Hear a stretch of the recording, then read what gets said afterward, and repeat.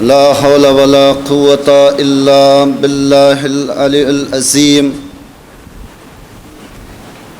أعوذ بالله من الشيطان اللعين الرجيم. بسم الله الرحمن الرحيم. الحمد لله الذي هدانا لهذا وما كنا لنهتدي لولا أن هدانا الله. لقد جاءت رسل ربنا بالحق والصلاة والسلام والتحية والإكرام مولانا مولى الثقلين جد الحسن والحسين أبي القاسم محمد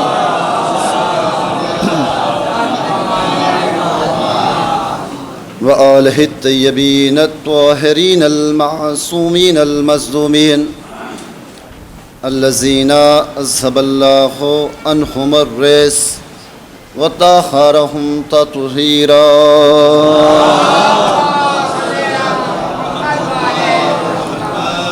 أما بعد فقد قال رسول الله صلى الله عليه وآله وسلم: بسم الله الرحمن الرحيم. يا علي أنت أخي في الدنيا والآخرة. صلوات پڑھ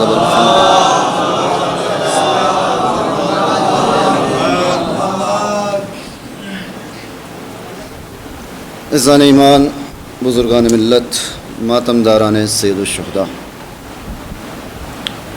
قبل اس سے کہ آغاز گفتگو ہو، گزارش ہے ایک مرتبہ سورہ حمد اور 3 مرتبہ سورہ اخلاص کی تلاوت فرما کر مرحوم و مغفور جناب ظہیر حسن صاحب ابن آل حسن صاحب کی روح کو اصال فرما دیں.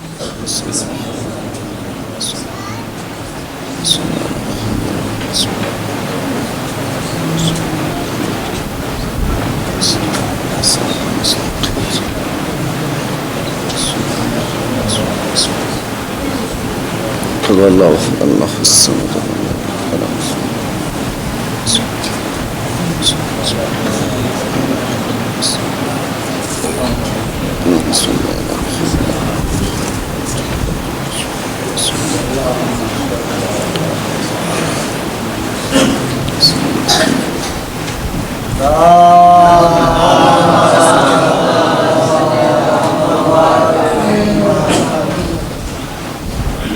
خاندان زہرا پر مل جل کر بلند ترین صلوات پڑھیں.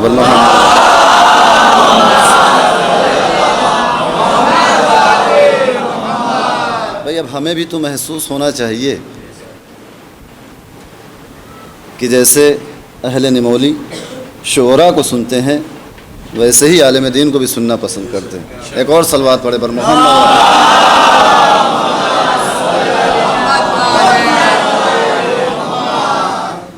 عزیزان ایمان، رسول مقبول کی بہت ہی مشہور و معروف حدیث کہ جس کو سرنامہ کلام بنایا ہے: کچھ معروضے مجھ حقیر کے دامن میں ہیں جو آپ کے اذہان عالیہ کے سامنے پیش کرنے. اللہ کا نبی ارشاد فرماتا ہے: یا علی انت اخی فی الدنیا والآخرہ. اے علی تم میرے بھائی ہو دنیا میں بھی اور آخرت میں بھی. جس مرحوم کے ایصال ثواب کی یہ مجلس ہے وہ شخصیت وہ محتاج تعارف نہیں. ہر دل عزیز انسان تھا، ہم لوگ شریک تو نہ ہو سکے، اس کا ہمیں افسوس تا زندگی رہے گا. اس لیے کہ میں بھی ایک یتیم ہوں اور جب بھی کبھی ملتے تھے تو بھائی کے فرض کے ساتھ ساتھ ایک پدر والی محبت ہمیشہ جو ہے ان سے ہمیں ملی. خواہش تھی کہ کچھ خدمت، کچھ ایصال ان کی خدمت میں پیش کیا جائے. اور ہمارے یہاں بہترین ایصال جو ہے وہ مجلس سید الشہداء، اسی کے ذریعے سے ہم ان کے غم میں شریک بھی ہوں گے اور اپنے غم کو ہلکا کرنے کی کوشش کریں گے۔ زیادہ تمہید میں اپنا وقت ضائع نہ کرتے ہوئے اللہ کا نبی ارشاد فرماتا ہے یا علی انت اخی فی الدنیا والآخرہ، آپ میرے مزاج سے واقف ہیں۔ اصل میں مجلس میرے بعد شروع ہوگی، جسے حجت الاسلام برادر عزیز جناب مولانا شمس تبریز صاحب خطاب فرمائیں گے۔ میں تو آپ کو آمادہ کرنے کے لیے آ گیا ہوں، اور میرا سابقہ ہمیشہ آپ سے ہوتا رہتا ہے۔ جو کچھ ٹوٹے پھوٹے الفاظ میری زبان پہ ہیں وہ آپ تک پہنچانا ہے، کچھ درس یاد کر کے آیا ہوں جو سنانا بھی ہے۔ قبلہ ملاحظہ فرمائے، یا علی انت اخی فی الدنیا والآخرہ، اے علی تم میرے بھائی ہو دنیا میں بھی آخرت میں بھی۔ کون ارشاد فرما رہا ہے؟ اللہ کا حبیب، وہ رسول کہ جس کے لبوں کی جنبش پر لا الہ الا اللہ کا عقیدہ ہے، وہ رسول کی جو کلام نہیں کرتا کہ جب تک وحی الہی کا نزول نہ ہو جائے، وہی کلام کرتا ہے جو وہی کہتی ہے، وہ رسول کی جس کے صدقے میں گمراہوں کو صراط مستقیم ملے، وہ رسول کی جس کے صدقے میں وحشی درندے انسان بن گئے، انسان مسلمان بن گئے، اور مسلمان ہم جیسے سلمان بن گئے۔ وہ رسول ارشاد فرماتا ہے یا علی انت اخی فی الدنیا والآخرہ، اے علی تم میرے بھائی ہو دنیا میں بھی اور آخرت میں بھی۔ بھائی ہونا ایک رشتہ ہے، بھائی ہونا ایک رشتہ ہے، اور یہ دنیا جو ہے یہ رشتوں کی وجہ سے ہی چلتی ہے۔ توجہ کیجیے گا، انسان جب اس کائنات میں آتا ہے تو وہ رشتے لیے ہوئے پیدا ہوتا ہے۔ کسی کا بیٹا ہوتا ہے، کسی کا بھائی ہوتا ہے، کسی کا پوتا ہوتا ہے، کسی کا ناتی ہوتا ہے، یعنی بہت سارے رشتے لے کے پیدا ہوتا ہے،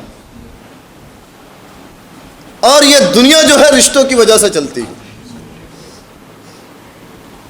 رشتے اگر صحیح کام کر رہے ہیں تو دنیا مثل جنت کے ہے، اگر یہی رشتہ بگڑ جائے تو دنیا مثل جہنم کے۔ تین رشتے آخرت والے، بقیہ کے سارے رشتے اس دنیا والے۔ آخرت والے رشتوں میں سب سے اہم رشتہ جو ہے وہ ہے بندے اور پروردگار کا رشتہ۔ دیکھیے بار بار رشتہ یہ لفظ آئے گا، اور میں بھی آپ ہی کی طریقے سے گاؤں کا رہنے والا ہوں، میرا بھی شین کاف درست نہیں ہے۔ زیغم بھائی آپ ذرا زیادہ متوجہ رہیے گا، آپ کی موجودگی میں پڑھنا میں یہ سمجھتا ہوں کہ ذرے کو آفتاب کے سامنے لا کے رکھ دیا گیا، لیکن کیا کروں، مجبوری ہے کہ اگر کوئی منبر رسول پہ آتا ہے گونگا بھی ہو تو بولنے لگ جاتا ہے۔ ہماری مجبوری ہے، ہم بول رہے ہیں۔ آپ کی موجودگی ضرور ہے جو ہمارے حوصلے کا باعث بنے گی۔ ایک صلوات پڑھیں ان کی سلامتی کے لیے۔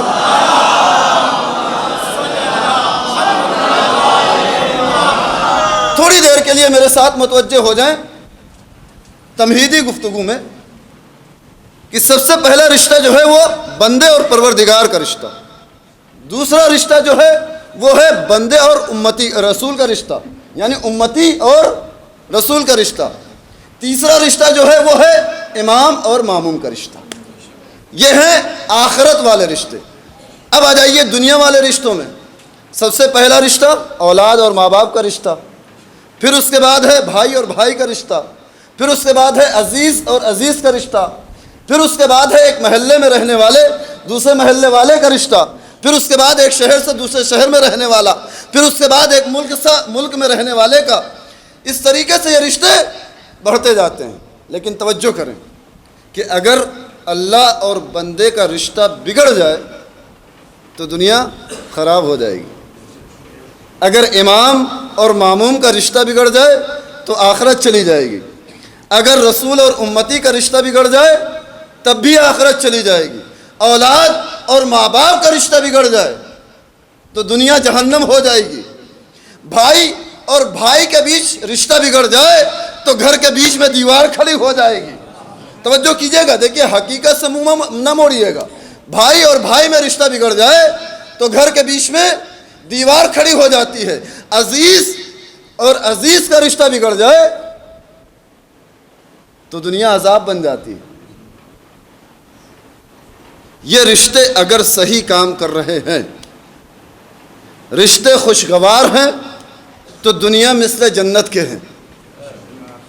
رشتے بگڑ جائیں تو دنیا مثل جہنم کے ہے۔ اور دیکھیے، یہ رشتوں کی قید صرف ہمارے ہاں نہیں پائی جاتی کہ صرف ہمارے ہاں رشتے پائے جاتے ہیں، بلکہ یہ رشتے دیگر مذاہب میں بھی پائے جاتے ہیں۔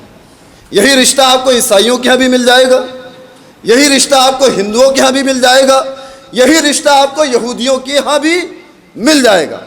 لیکن ایک جملہ عرض کرنا چاہتا ہوں کہ کربلا کے جہاں ہم پر کروڑوں فیض ہیں، وہی ایک فیض یہ بھی ہے کہ کربلا رشتوں کی جنت ہے۔ کربلا رشتوں کی جنت ہے۔ اگر بندے اور پروردگار کا رشتہ دیکھنا ہے تو کربلا کا مطالعہ کرو۔ اگر بھائی اور بھائی کا رشتہ دیکھنا ہے تو کربلا سے اچھی کوئی نظیر نہیں ہے۔ اگر اولاد اور ماں باپ کا رشتہ دیکھنا ہے تو کربلا کا مطالعہ کریں۔ جب تک کائنات میں رشتوں کا وجود باقی رہے گا، یاد رکھیے گا ہمیشہ کربلا کی ضرورت ہوتی رہے گی۔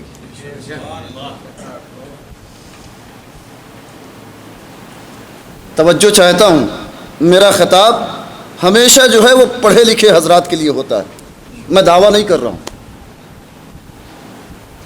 جو پڑھے لکھے حضرات ہیں ان کے لیے خطاب ہے، اور جو بیچارے میری طریقے سے جاہل ہیں میں انہیں اللہ کے حوالے کر رہا ہوں۔ لہٰذا ہوں ہاں کرتے رہیے گا تاکہ لطف آتا رہے۔ جب تک اس کائنات میں رشتوں کا وجود برقرار ہے، کربلا کی ضرورت ہوتی رہے گی۔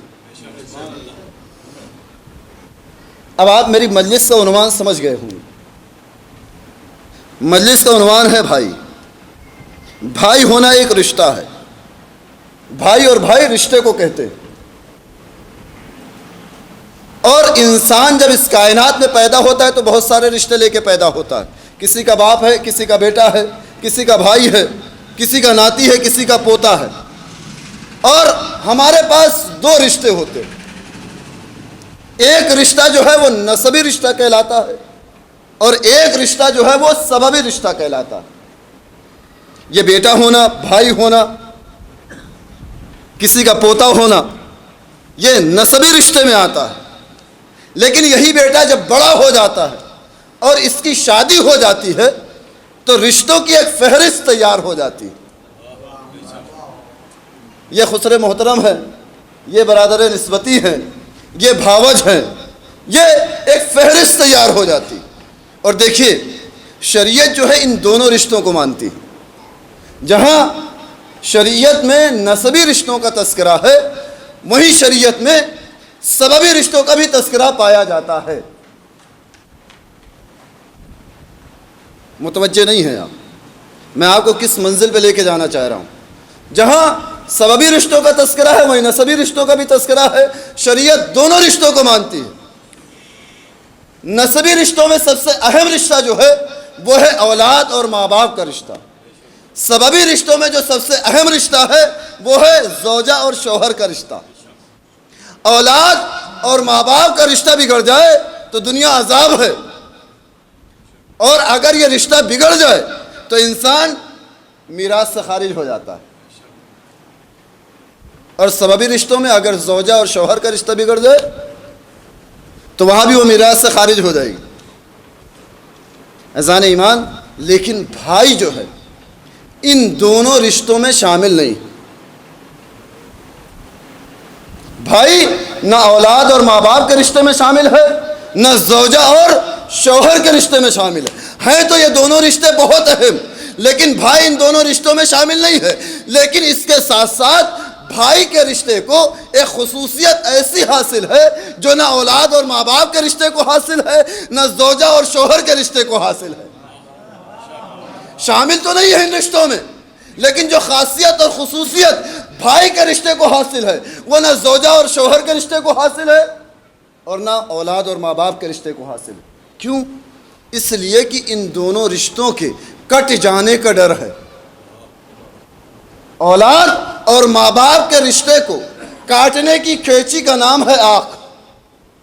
اگر کسی نے اپنی اولاد کو آنکھ کر دیا تو وہ میراث سے خارج ہو جائے گا، اب اس کا میراث میں کوئی نام نہیں ہوگا، اس سے کوئی حصہ ملنے والا نہیں ہے۔ اور اگر کسی شوہر نے اپنی زوجہ کو طلاق دے دیا تو وہ بھی میراث سے خارج ہو جائے گی، اب اسے کوئی حصہ نہیں ملے گا۔ تو بھائی ان دونوں رشتوں میں شامل نہیں ہے، لیکن بھائی کے رشتے کو ایسی خاصیت حاصل ہے کہ جو نہ اولاد کو حاصل ہے، نہ ماں باپ کو حاصل ہے، نہ زوجہ کو حاصل ہے، نہ شوہر کو حاصل ہے۔ کیوں؟ اس لیے کہ ایسا رشتہ ہے کہ جہاں نہ آگ کا ڈر ہے نہ طلاق کا ڈر ہے۔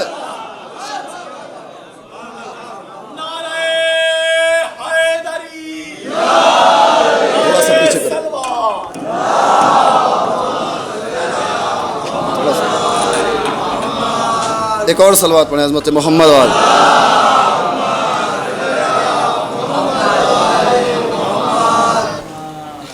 تو بھائی ان دونوں رشتوں میں شامل نہیں، لیکن بھائی کے رشتے کو ایسی خصوصیت حاصل ہے کہ جو نہ ماں باپ کو حاصل ہے، نہ زوجہ اور شوہر کو حاصل ہے۔ آپ گولی مار دیجئے بھائی کو، بگاڑ ہو جائے، جان کا دشمن ہو جائے، چہرہ دیکھنا گوارا نہ کرے، لیکن آپ رشتہ نہیں کاٹ سکتے، آپ اس سے انکار نہیں کر سکتے۔ اور دیکھیے اس کائنات میں کتنے جرم ہوئے، کسی کو اس کا اندازہ نہیں ہے سوائے پروردگار اور معصومین کے۔ کتنے جرم ہوئے کسی کو نہیں معلوم، لیکن میں آپ کو بتاؤں کہ جہاں سے آدمیت کی ابتدا ہوئی ہے وہاں سب سے پہلا جرم یہ ہوا کہ بھائی نے بھائی کو مار ڈالا۔ جہاں سے آدمیت کی ابتدا ہوئی سب سے پہلا جرم یہ ہوا کہ بھائی نے بھائی کو قتل کر ڈالا۔ جناب آدم کی دو اولادیں، کون؟ حابیل اور قابیل۔ قابیل نے جناب حابیل کو مارا، قتل کر ڈالا۔ کیوں قتل کر ڈالا؟ کہ ایک دن دونوں میں یہ گفتگو ہو رہی تھی کہ ہم دونوں میں سے زیادہ پروردگار کس کو چاہتا؟ تو اس زمانے کا دستور یہ تھا کہ ہدیے کو لے جا کر پہاڑ کے اوپر رکھ دیا جاتا تھا، اور بجلی گر کر جس ہدیے کو جلا دے، دیکھیے صدا بلند ہوگی، صلوات پڑھے بر محمد وال۔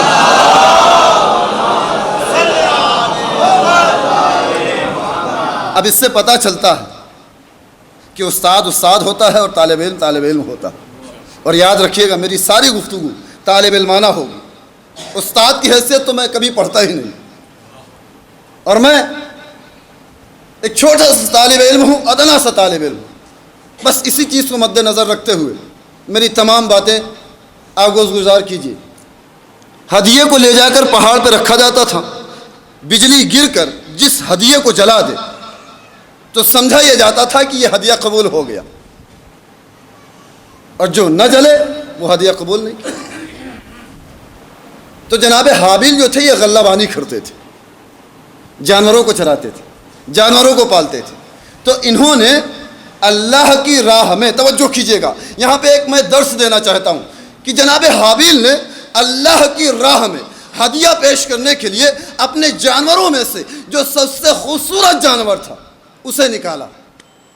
دیکھیے اب یہاں پہ جناب حابیل درس دے رہے ہیں کہ اگر اللہ کی راہ میں کوئی چیز ہدیہ پیش کرنی ہو تو اسے آپ کی نگاہ میں سب سے خوبصورت ہونا چاہیے۔ یہ کس نے کہہ دیا کہ گھر کی بوسیدہ کتابیں لے جا کر مسجد میں رکھ دو، مسجد میں آنے والے اس کی تلاوت کریں گے؟ نہیں، توجہ کیجیے گا، اللہ کی راہ میں اگر کوئی چیز ہدیہ دینی ہے تو آپ کی نگاہ میں خوبصورت ہونی چاہیے۔ جناب حابیل نے اپنے جانوروں میں سے ایک خوبصورت سا جانور اللہ کی راہ میں ہدیہ دینے کے لیے نکالا، اور قابیل جو تھا یہ کھیتی اور کسانی کرتا تھا۔ تو اس نے گیہوں کی کچھ خراب بالیاں اللہ کی راہ میں ہدیہ کرنے کے لیے نکالی اور لے جا کر پہاڑ پہ رکھا. رات ہوئی، بجلی گری، صبح جا کر ان دونوں نے دیکھا تو کیا دیکھا کہ جناب حابیل کا ہدیہ قبول ہو گیا اور قابیل کا ہدیہ قبول نہیں ہوا. اب پتہ یہ چل گیا کہ پروردگار جناب حابیل کو زیادہ چاہتا، قابیل کو نہیں چاہتا. ارباب ایسا آپ کو پتہ ہے نا کہ قابیل نے حابیل کا قتل کیوں کیا تھا؟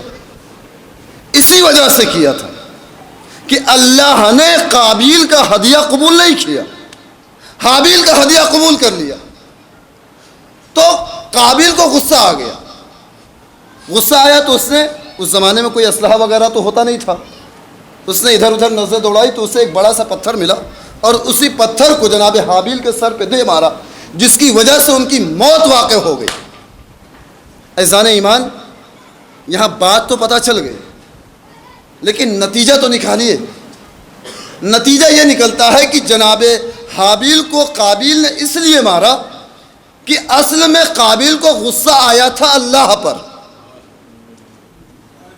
جس نے ہدیہ قبول نہیں کیا. اب اسے اللہ ملا نہیں، لہذا اس نے اپنا غصہ اتارا اللہ والے پر. اللہ ملا نہیں تو اس نے اپنا غصہ اتارا اللہ والے پر. تو یہ مسئلہ روز اول طے ہو گیا کہ غصہ کسی پر آتا ہے اترتا کسی اور پہ ہے. غصہ کسی پہ آتا ہے اترتا کسی اور پہ ہے. تو کچھ لوگ نکلے تھے محمد کو قتل کرنے کے لیے، بیچ میں علی مل گئے. جب علی کو مٹا نہ سکے تو حسین سے لڑے، اور جب حسین کو نہ مٹا سکے تو وہی غصہ آج ہم پہ اتارا جا رہا ہے. ایک صلوات پڑھ دے بر محمد.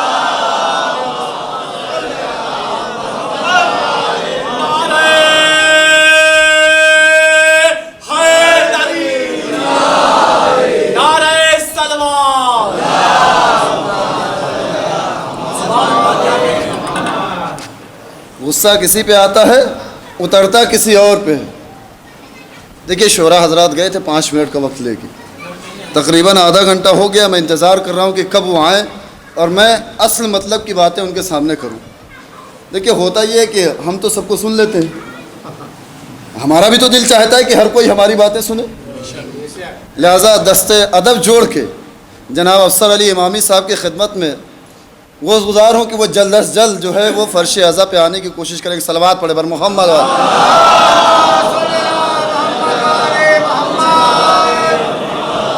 تو غصہ کسی پہ آتا ہے اترتا کسی اور پہ. قابیل نے جناب حابیل کو قتل کر ڈالا. تاریخ کے دامن میں بھائی اور بھائی کی جو تاریخ ہے وہ بڑی کھٹی میٹھی تاریخ ہے. جہاں بھائی سے بھائی کے ساتھ وفا کی تاریخ ہے، وہیں بھائی سے بھائی کے ساتھ بے وفائی کی بھی تاریخ ہے. تو یہ میں نے قرآن سے واقعہ آپ کی نگاہوں کے سامنے پیش کیا کہ جہاں ایک بھائی نے بھائی کو قتل کر ڈالا، مار ڈالا. قابیل نے جناب حابیل کو قتل کر ڈالا. اچھا لوگ سوال کرتے کہ یہ بتائیے کس نے کس کو قتل کیا؟ دونوں نام جو ہیں ایک جیسے ہیں، ملتے جلتے ہیں، ہم سمجھ نہیں پاتے. تو پہچان ہم بتائے دیتے ہیں. یاد رکھیے گا کہ جس کے نام میں لفظ قاف لگا ہے اسی نے قتل کیا ہے. یعنی قابیل نے جناب حابیل کو قتل کر ڈالا. اب جب جناب آدم کو معلوم ہوا کہ بیٹا مارا گیا، آنے کے بعد قبر حابیل پر بیٹھے. بیٹھنے کے بعد گریہ کیا اور گریہ کر کے جب اٹھنے لگے تو قابیل پر لعنت کرتے ہوئے اٹھے. توجہ کیجئے گا بھائی، باپ تھے، دونوں کے باپ تھے، بیٹا مارا گیا تھا، لہٰذا آنے کے بعد قبر حابیل پر بیٹھ کر گریہ کیا اور جب اٹھنے لگے تو لعنت کرتے ہوئے اٹھے. تو یہ مسئلہ روز اول طے ہو گیا. یاد رکھیے گا کہ شہید کے حصے میں آنسو آتے ہیں، قاتل کے حصے میں لعنت آتے ہیں.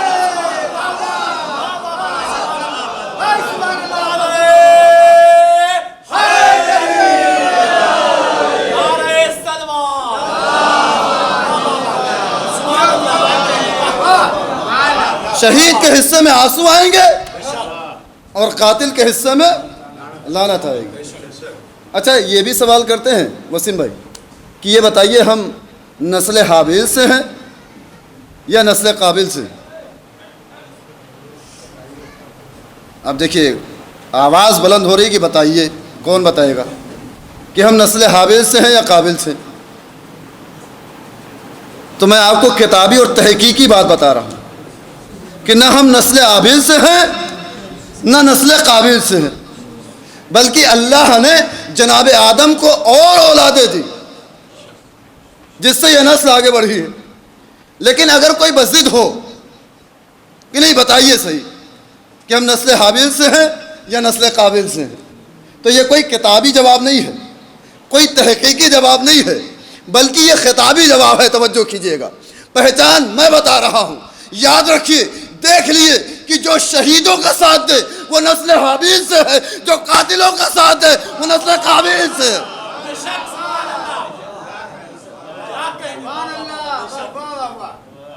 جو نسل حابیل سے ہوگا وہ ہمیشہ جو ہے وہ شہیدوں کا ساتھ دے گا۔ اب آج کل تو لوگوں کو پہچاننا بڑا آسان ہے۔ اب سمجھ لیجئے کہ جو یزید کو رحمت اللہ کہے بھائی قاتل تھا، امام حسین علیہ السلام کا قاتل تھا، تب آپ اندازہ لگا لیجئے، نتیجہ نکال لیجئے کہ وہ نسل حابیل سے ہے یا نسل قابل سے ہے۔ تو یہ قرآن مجید سے ایک واقعہ بھائی سے بھائی کی دغا کے ساتھ۔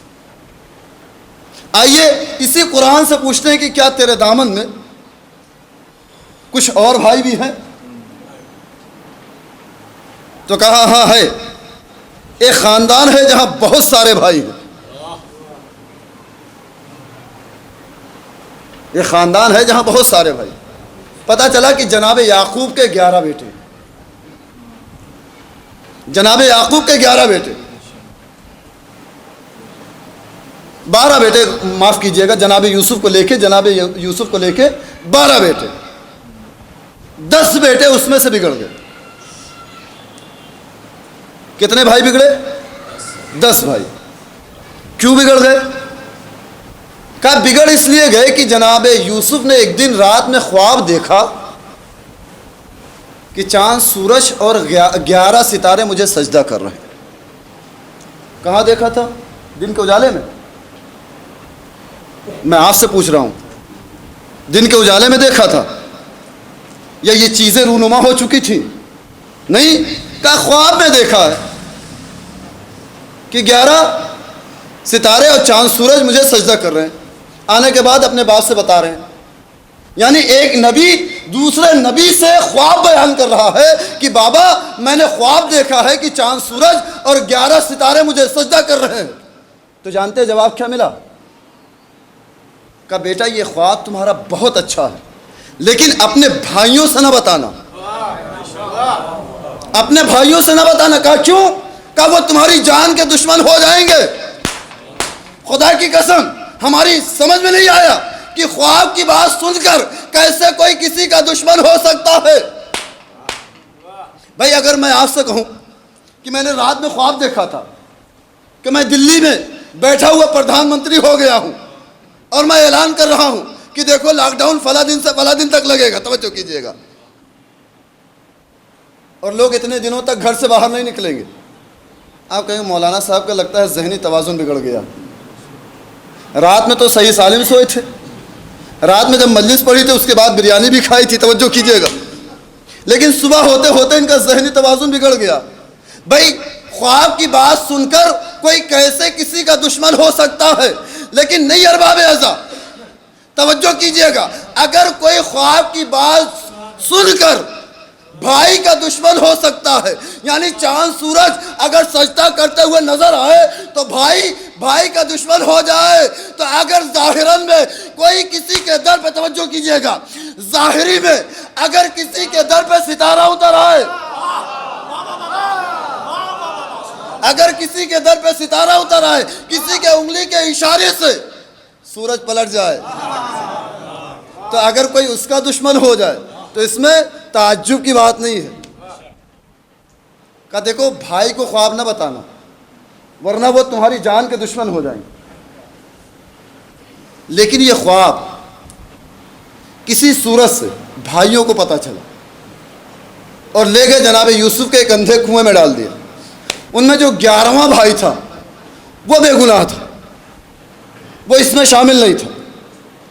اندھے کنویں میں ڈالا گیا، وہاں سے نکال کے مصر کے بازار میں بیچا گیا۔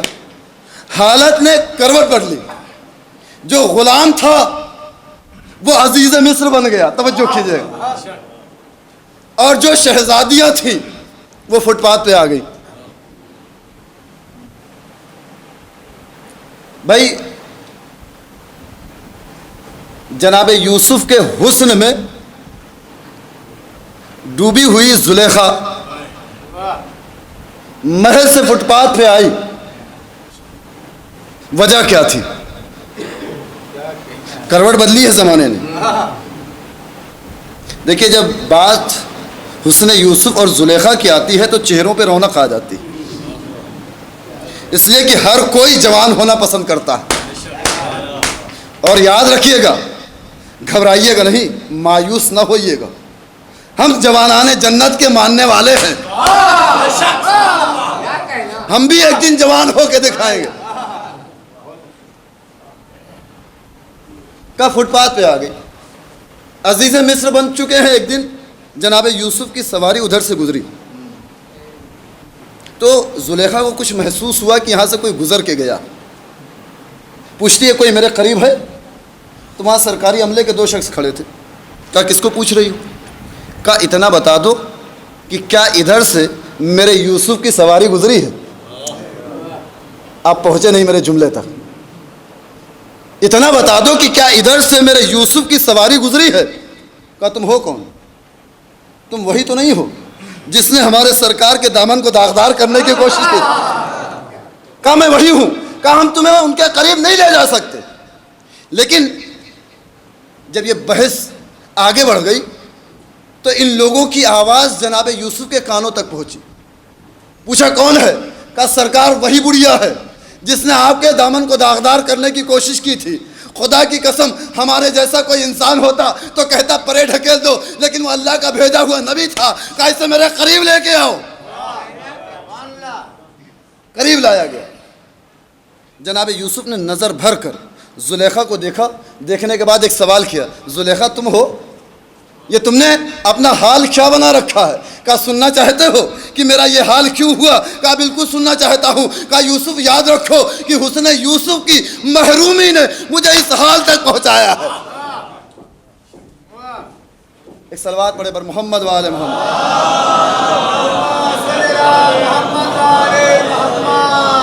مائک کی آواز بہت دور تک جا رہی ہے اور لوگ یہاں پر آ رہے ہیں۔ صلوات پڑھے پر محمد و آل، آئیے آگے آ جائے۔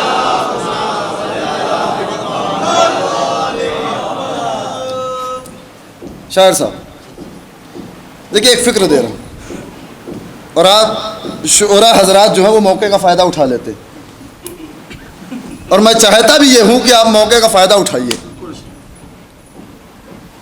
زلیخا کہتی کہ یوسف سننا چاہتے ہو میرا یہ حال کیوں ہوا؟ کہا بالکل سننا چاہتا ہوں۔ کہا یاد رکھو کہ حسن یوسف کی محرومی نے مجھے اس حال تک پہنچایا۔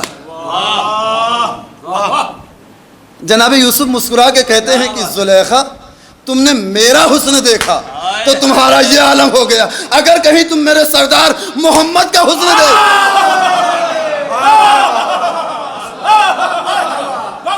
میرے سردار محمد کا حسن دیکھتی تو تمہارا کیا عالم ہوتا؟ زلیخا کہتی ہے یوسف تم سچ کہتے ہو، تم سچ کہتے ہو، تم سچ کہتے ہو۔ زلیخا سے کہتے ہیں یوسف کہ تم نے سردار محمد کو دیکھا نہیں تو میری بات کی تصدیق کہتے کہتی ہو کہ یوسف جو کہتا ہے وہ سچ کہتا ہے کہ سردار حسن میں زیادہ ہے، محمد مجھ سے حسن میں زیادہ ہے، تم نے میری بات کی تصدیق کیسے کی؟ زلیخا کہتی ہے کہ یوسف جیسے ہی تم نے اپنے سردار محمد کا نام لیا نا، حسن کی ایک بجلی چمکی، حسن کی ایک بجلی چمکی جو میرے دل میں گھر کر گئی، اور اے یوسف یاد رکھو اب تمہاری محبت میرے دل میں نہیں ہے بلکہ تمہارے سردار محمد کی محبت میرے دل میں گھر کر گئی ہے۔ جیسے ہی محمد کی محبت کا اقرار کیا، اللہ نے جبرائیل کو نازل کیا کہ ان سے کہو کہ اس کی جوانی کے پلٹانے کی دعا کرے اور اس سے عقد کرے۔ دعا کی گئی، چہرے کی جھریاں غائب ہو گئی، کمر جو خمیدہ تھی وہ صحیح ہو گئی، عصا کا سہارا چھوٹ گیا، حسن واپس آ گیا، زلیخا کو جوانی مل گئی۔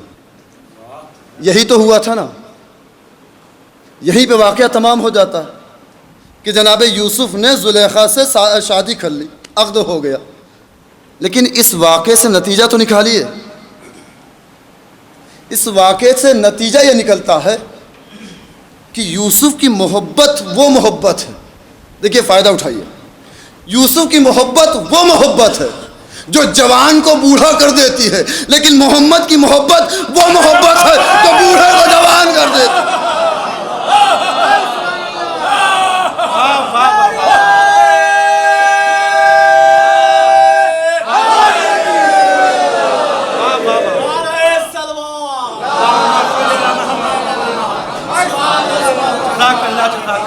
بھائی محمد کی محبت کا اقرار کرنے کے بعد ہی زلیخا کو جوانی ملی ہے، تو جناب یوسف مصر کے بازار میں بک بھی گئے اور وہاں کے عزیز مصر بھی بن گئے۔ تو یہ دو باتیں میں نے قرآن سے پیش کی، جہاں ہم نے یہ دیکھا کہ بھائی بھائی کا دشمن ہے، لیکن اسی قرآن مجید میں ہم نے یہ دیکھا کہ جہاں قرآن یہ کہتا ہوا نظر آ رہا ہے کہ اگر پیار، اخلاص، محبت زیادہ ہو تو بھائی بھی اہلیت میں شامل ہو جاتا ہے۔ اگر پیار، محبت اور اخلاص زیادہ ہو تو بھائی بھی اہلیت میں شامل ہو جاتا ہے۔ قرآن جملہ رقم کرتا ہے کہ وَجَعَلْنِي وَزِيرًا مِّنْ أَهْلِي۔ جناب موسیٰ بارگاہ عزی میں کھڑے ہیں، دست دعا بلند کر رہے ہیں کہ پروردگار میرے بھائی ہارون کو میرا وزیر قرار دے۔ پتہ چلا کہ پیار، محبت، اخلاص اتنا زیادہ ہے کہ بھائی کو بھی اہلیت میں پروردگار شامل کر رہا ہے، لیکن اگر یہی پیار، محبت، اخلاص نہ ہو تو بیٹا بھی اہلیت سے خارج ہو جاتا ہے۔ پیار، محبت، اخلاص نہ ہو تو بیٹا اہلیت سے خارج ہو جاتا ہے۔ قدرت کی آواز ہے، نوح تمہارا بیٹا تمہارے اہل سے نہیں ہے۔ یہ کون کہہ رہا ہے؟ پروردگار کہہ رہا ہے کہ نوح تمہارا بیٹا تمہارے اہل سے نہیں۔ اب جو لوگ ہم سے یہ سوال کرتے ہیں کہ یہ جو آپ صلوات پڑھتے ہیں اس میں علی کہاں ہے، توجہ کیجئے گا، یہ جو ہم صلوات پڑھتے ہیں اس میں علی کہاں ہے، تو ہم ان سے صرف اتنا کہنا چاہتے ہیں کہ قرآن پڑھو، جہاں پہ ہارون ملیں گے وہیں پہ علی بھی مل رہے ہیں۔ اس صلوات پڑھ دے پر محمد وال۔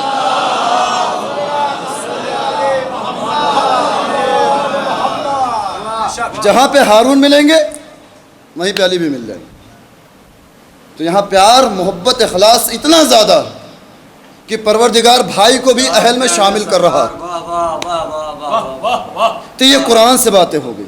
سلامت رہیں بھائی، واہ واہ واہ واہ۔ لیکن آئیے میں آپ کو تاریخ سے ایک واقعہ سناتا ہوں کہ جہاں ہم نے یہ دیکھا کہ بھائی اور بھائی میں محبت اتنا زیادہ ہے کہ جس کی گواہی خود پروردگار دے رہا ہے۔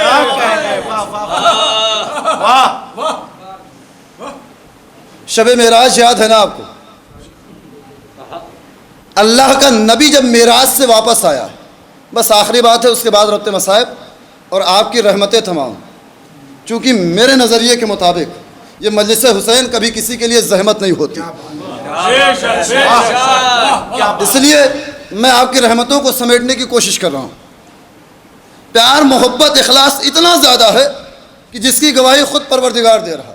اللہ کا نبی جب معراج سے واپس آیا تو لوگ مبارکباد دینے کے لیے آئے، اے اللہ کے نبی جنت دیکھی مبارک ہو، اے اللہ کے نبی فرشتوں سے ملاقات کی مبارک ہو، اے اللہ کے نبی فرشتوں کو نماز پڑھائی مبارک ہو، اے اللہ کے نبی سلسبیل دیکھی مبارک ہو۔ سارے لوگ مبارکباد پیش کر رہے ہیں، لیکن سوال کرنے والے نے یہ پوچھا کہ اے اللہ کے نبی، ہم نے یہ سنا ہے کہ آپ اللہ سے محو گفتگو بھی ہوئے تھے، آپ اللہ سے ہم کلام بھی ہوئے تھے۔ تو اللہ تو لہجے کا محتاج نہیں ہے، اللہ کوئی لہجہ نہیں رکھتا، اللہ کوئی زبان نہیں رکھتا۔ تو مجھے اتنا بتا دیجئے کہ جب آپ سے اللہ محو گفتگو تھا تو اللہ نے لہجہ کون سا اختیار کیا تھا؟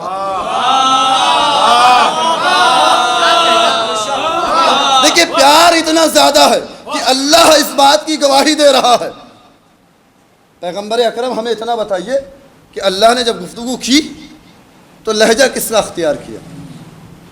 میں یوں تو کتاب کا حوالہ نہیں دیتا زاہد بھائی، لیکن کبھی کبھی ضرورت پڑتی ہے یہ کہنے کی کہ لوگ یہ نہ سمجھیں کہ ہم اپنی طرف سے بات کہہ کے جا رہے ہیں۔ کیا بات ہے، کیا بات ہے، ورنہ لوگ طالب علم سمجھ کے بات روا روی میں گزار دیتے ہیں۔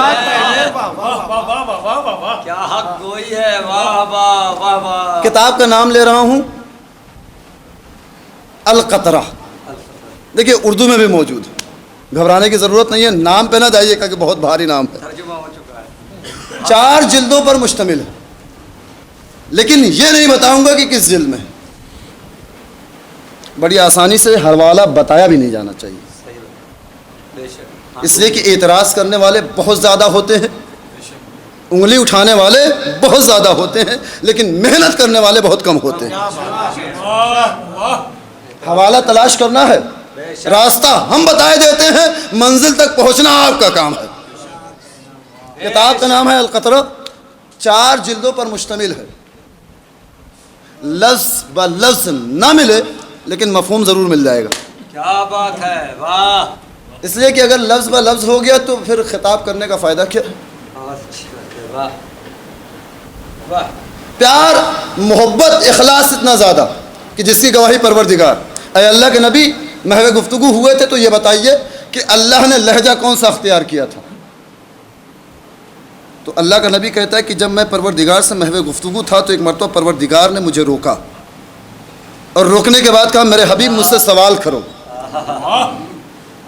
میرے حبیب مجھ سے سوال کرو کہ میں تم سے کس کے لہجے میں گفتگو کر رہا ہوں۔ تو میں نے پروردگار سے سوال کیا کہ پروردگار بتا تو مجھ سے کس کے لہجے میں گفتگو کر رہا ہے؟ تو پروردگار نے کہا میرے حبیب میں تم سے علی کے لہجے میں گفتگو کر رہا ہوں، میں تم سے علی کے لہجے میں گفتگو کر رہا ہوں۔ گفتگو کچھ آگے بڑھی، پھر پروردگار نے مجھے روکا، اور روکنے کے بعد کہا کہ میرے حبیب مجھ سے سوال کرو کہ میں تم سے علی کے لہجے میں ہی کیوں گفتگو کر رہا ہوں۔ یہ پروردگار کہہ رہا اپنے حبیب سے، تو اللہ کا نبی کہتا پروردگار بتا تو نے مجھ سے علی کے لہجے میں ہی کیوں گفتگو کی؟ تو اس پر پروردگار یہ کہتا ہے کہ میرے حبیب میں نے یہ دیکھا ہے کہ اس کائنات میں تمہارے نزدیک اگر کوئی محبوب ترین انسان ہے، توجہ کیجئے گا، اگر کوئی محبوب ترین انسان ہے تو وہ ذات ہے علی کی، لہٰذا میں نے یہ چاہا کہ علی کے لہجے میں گفتگو کر کے تمہیں اطمینان دلا سکوں، علی کے لہجے میں گفتگو کر کے اطمینان دلا سکوں۔ تو اب ایک جملہ میں بھی کہنا چاہتا ہوں کہ اگر پروردگار اپنے حبیب کو اطمینان دلانے کے لیے علی کے لہجے میں گفتگو کر سکتا ہے تو اگر ہم اپنی مجلسوں میں علی علی کہہ کے اللہ کے نبی کو اطمینان دلانا چاہتے ہیں،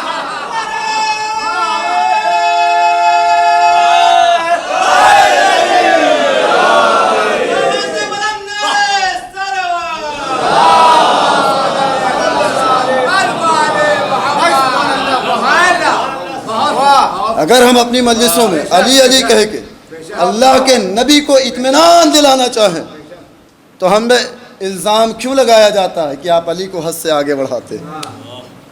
ارے ہم سوال کرتے ہیں کوئی علی کی حد تو بتائے، علی کی حد کس نے معین کی؟ جب معین نہیں ہوئی تو ہم حد سے آگے بڑھے کہاں؟ پتہ نہیں ہم ابتدا میں ہیں یا بیچ میں ہے یا حد آخر میں ہے، کسی کو نہیں معلوم۔ کوئی دعویٰ نہیں کر سکتا کہ ہم نے علی کا حق ادا کر دیا. بے شک. تو عزیزان ایمان، یہ ایک بھائی کہ جس کی محبت کی گواہی، پیار، اخلاص، محبت اتنا زیادہ کہ پروردگار اس کی گواہی دے رہا. اور ایک بھائی ہم نے کربلا کے میدان میں دیکھا، جہاں پیار، اخلاص، محبت اتنا زیادہ ہے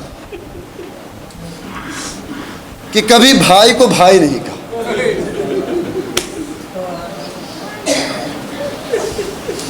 مرحوم کے اصالے ثواب کے لیے، چونکہ رشتے میں وہ بھی میرے بھائی اور ان کے ایک چھوٹے بھائی یہاں فرش عزا پہ موجود ہیں. ضمیر الحسن صاحب، ہم تشییع جنازہ میں شریک نہ ہو سکے، ہمیں اس کا افسوس ہے، لیکن خدا شاہد ہے کہ ہم برابر کے ساتھ آپ کے غم میں شریک ہیں. اور یہ غم ایسا ہے کہ اگر ہماری نگاہوں کے سامنے کربلا نہ ہوتی تو یاد رکھیے کہ ہمارے جگر چاک ہو جاتے، کلیجہ منہ کو آ جاتا. لیکن ہمارا کروڑوں سلام اس غریب زہرا پر کہ جس نے سن 61 ہجری کی تاریخ میں کربلا کا نام بالکل الٹ کے رکھ دیا. سن 60 ہجری تک کربلا کیا تھی؟ سن 60 ہجری تک کربلا ایک ویرانے کا نام تھا، کربلا ایک جنگل کا نام تھا. لیکن ہمارا کروڑوں سلام اس غریب زہرا پر کہ جس نے 61 ہجری کی تاریخ میں کربلا کا نام بالکل الٹ کے رکھ دیا. ارباب اعضاء، مقدمہ مصائب میں فضائل کا صرف ایک فقرہ عرض کرنا چاہتا ہوں کہ جب محمد بن طارق نے، تاریخ گلدان کے مورخ نے ایک قیامت کا جملہ لکھا ہے کہ جب محمد بن طارق نے 70,000 کا لشکر لے کر اسپین پر قبضہ کرنے کے لیے شب میں لنگر انداز ہوا ہے تو ادھر فوج خیموں میں آرام کر رہی تھی اور فوج کا کمانڈر خیمے سے نکل کر ساحل پر پہنچتا، کشتیوں کو جمع کرتا، ان کشتیوں کو آگ کے حوالے کرتا. ادھر کشتیاں جل رہی ہیں، ادھر فوج کے دل سے بغاوت کی چنگاری نکل رہی. فوج کا سپہ سالار آگے بڑھتا ہے اور کہتا ہے فوج کے کمانڈر، تم نے ان کشتیوں کو آگ کے حوالے کیوں کیا؟